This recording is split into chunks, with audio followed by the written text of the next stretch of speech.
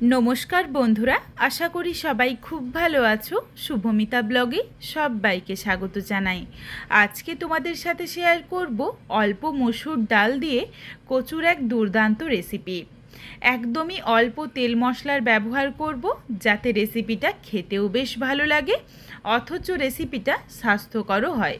तबे बंधुरा बाड़ीते अवश्यई एकबार हलेও कचुर এই রেসিপিটা বানিয়ে আমায় কমেন্ট করে জানাতে ভুলো না কিন্তু রেসিপিটা তোমাদের কেমন লাগলো। তাহলে চলো বন্ধুরা রেসিপিটা দেখে নেওয়া যাক। রেসিপিটা কেউ স্কিপ করো না, স্কিপ করলে আমি কি পদ্ধতিতে রেসিপিটা বানালাম বা কী মশলার অ্যাড করলাম সেটা তোমরা মিস করে যাবে।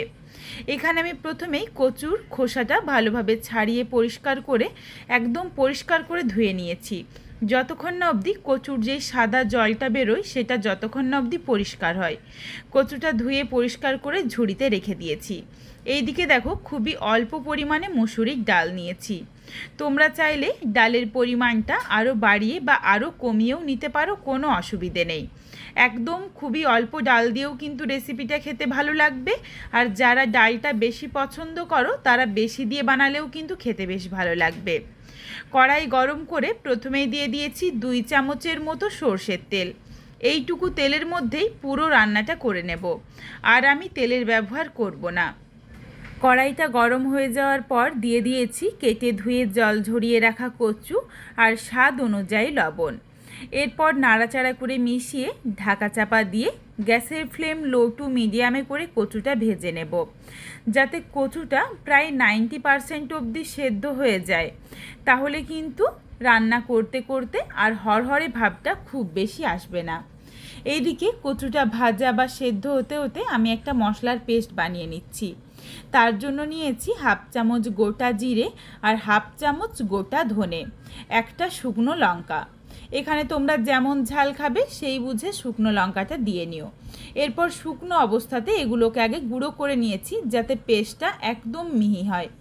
তারপর দিয়ে দিয়েছি মাঝারি সাইজের একটা টমেটো, হাফ ইঞ্চ পরিমাণ আদা আর প্রায় 5-6 কোয়ার মতো রসুন। খুবই অল্প পরিমাণে মশলা দিচ্ছি, বেশি মশলা কিন্তু ভালো লাগবে না।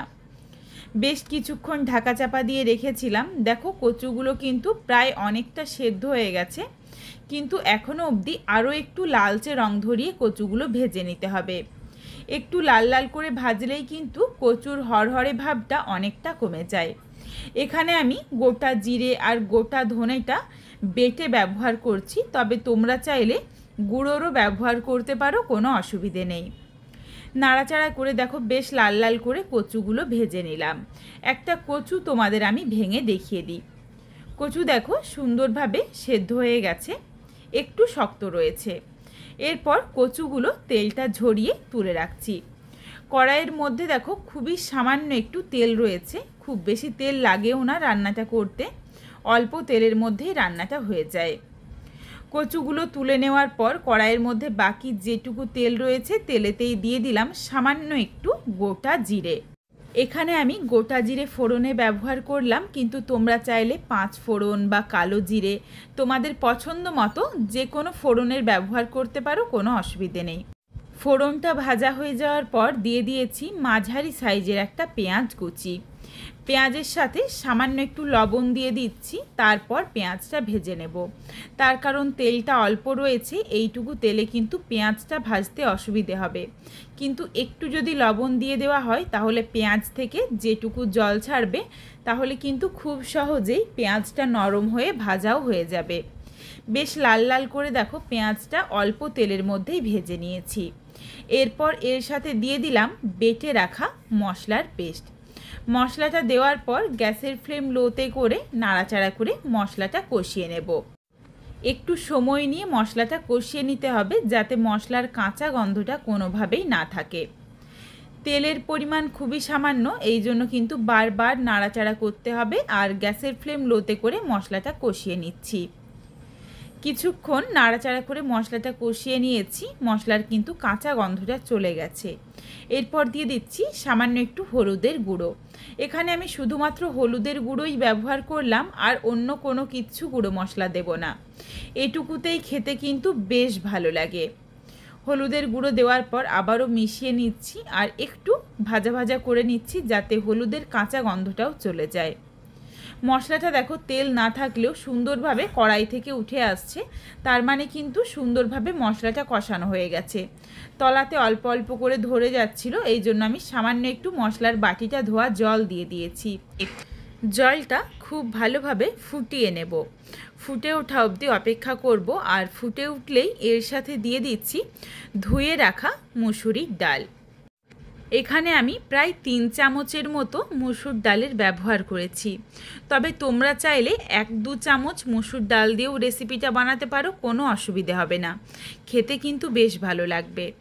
ডালটা দিয়ে নাড়াচাড়া করে মিশিয়ে নিলাম, আবারও প্রায় 30 সেকেন্ডের মতো ডালের সাথে মশলাটা নাড়াচাড়া করে একটু মিশিয়ে নিচ্ছি।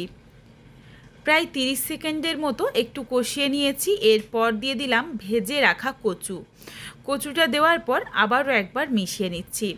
এরপর গ্যাসের ফ্লেম লোতে করে ঢাকা চাপা দিয়ে কচু মুসুরির ডালটা এই মশলার সাথে কষিয়ে নেব। এই মুসুরির ডালটা কিন্তু ছোট দানা মুসুরির ডাল, খুবই কম সময় লাগে, প্রায় 4-5 মিনিটের মধ্যেই কিন্তু ডালটা সেদ্ধ হয়ে যায়। নাড়াচাড়া করে মিশিয়ে নিয়েছি, জলটা দেখো পুরোটাই শুকিয়ে গেছে। এরপর এখানে আমি আবারও কিছুটা পরিমাণে জল দিয়ে দিচ্ছি। এখানে তোমরা যেমন ঝোল রাখতে চাও সেই বুঝে জলটা দিয়ে নিও, তবে এই রেসিপিটা আমি একটু শুকনো শুকনো করেই বানাবো, এই জন্য জলের পরিমাণটা কম দিলাম। জলটা যদি তোমরা অনেকটা দাও তখনই কিন্তু পাতলা হবে। আমি যেমন দিচ্ছি এই রকম যদি দাও তাহলে কিন্তু ঠান্ডা হয়ে গেলে একদমই শুকনো শুকনো হয়ে যাবে। এই জন্য এরপর তোমরা যেমন পছন্দ করো সেই বুঝে জলটা দিয়ে নিও। ফুটে উঠেছে, এরপর ঢাকনা দিয়ে ঢেকে রাখছি, কিছুক্ষণের জন্য সেদ্ধ হয়ে গেলে ফেরত আসছি। সুন্দরভাবে দেখো ডাল আর কচুটা সেদ্ধ হয়ে গেছে। আর কচুগুলো ভেজে নেওয়ার জন্য প্রত্যেক কটা কচু দেখো গোটা রয়েছে, ভেঙে যায়নি। এখানে কচুগুলো ঠিক কিভাবে সেদ্ধ হয়েছে তোমাদেরকে আমি শেষে দেখিয়ে দেব। আর ডালগুলো দেখো ঠিক এই রকম ছিপড়ে ছিপড়ে রয়েছে, একদম কিন্তু গলে যায়নি, হাতে করে চাপ দিলে সুন্দরভাবে নরম হয়ে গেছে। এইভাবে করেই ডালটা সেদ্ধ করতে হবে, খুব বেশি গলানো যাবে না। এরপর দিয়ে দিলাম স্বাদ অনুযায়ী লবণ, সামান্য একটু চিনি। লবণ আর চিনি দিয়ে নাড়াচাড়া করে মিশিয়ে নিয়েছি। দিয়ে দিলাম 2টো ফাটিয়ে নেওয়া কাঁচা লঙ্কা, কারণ এই কাঁচা লঙ্কার ফ্লেভারটা রান্নাটার সাথে বেশ ভালো যায়। কাঁচা লঙ্কা দেওয়ার পরে দিয়ে দিয়েছি সামান্য 1 চিমটি পরিমাণে গরম মশলার গুঁড়ো। একদম বেশি মশলা ব্যবহার করলাম না রান্নাটার মধ্যে, অথচ খেতে দুর্দান্ত হবে। এরপর চলো রেসিপিটা নামিয়ে নিই। রেসিপিটা দেখো খুবই সহজ, অল্প তেল মশলার মধ্যে রেসিপি, অথচ গরম ভাতের সাথে খেতে বেশ ভালো লাগবে, সব বাড়ির ভীষণ পছন্দ হবে। তবে বন্ধুরা বাড়িতে অবশ্যই একবার হলেও কচু দিয়ে মসুর ডালের এই রেসিপিটা বানিয়ে আমায় কমেন্ট করে জানাতে ভুলো না কিন্তু রেসিপিটা তোমাদের কেমন লাগলো। রেসিপিটা তোমাদের যদি ভালো লাগে তাহলে লাইক করো, শেয়ার করে বন্ধুদের দেখার সুযোগ করে দিও। তোমরা যদি এই রকম নিত্য নতুন রেসিপি আরও পেতে চাও তাহলে অবশ্যই আমার চ্যানেলটিকে সাবস্ক্রাইব করে পাশে থাকা বেলটি অন করে অল নোটিফিকেশান অন করে দিও, যাতে আমার প্রত্যেকটা রেসিপির নোটিফিকেশান সবার প্রথমে তোমাদের কাছে পৌঁছে যায়। আবারও খুব শীঘ্রই হাজির হচ্ছি নতুন কোনো এক রেসিপি নিয়ে। পরবর্তী রেসিপি দেখার আমন্ত্রণ রইল। পুরো ভিডিওটা দেখার জন্য অনেক অনেক ধন্যবাদ। তাহলে আজকে আসি, সবাই ভালো থেকো, সুস্থ থেকো।